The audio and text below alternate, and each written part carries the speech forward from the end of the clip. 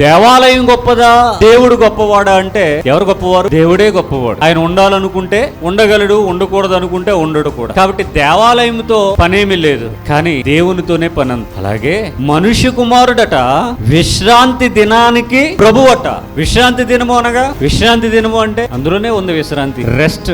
ఎవరికి విశ్రాంతి దినం? దేవుడు 6 దినములు సృష్టిని చేశారట, 7వ దినమున పరిశుద్ధపరిచి అందులో విశ్రమించాడట. ఆదికాండంలోనే ఉంది, 7వ దినమున విశ్రమించెను.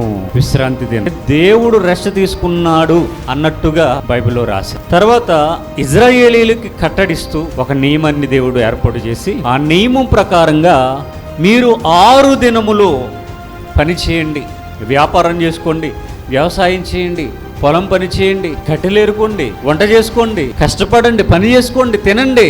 7వ దినాన్ని ఏం చేయాలి? 7వ దినాన్ని పవిత్రంగా ఆచరించాలి, ఉపవాసం ఉండాలి,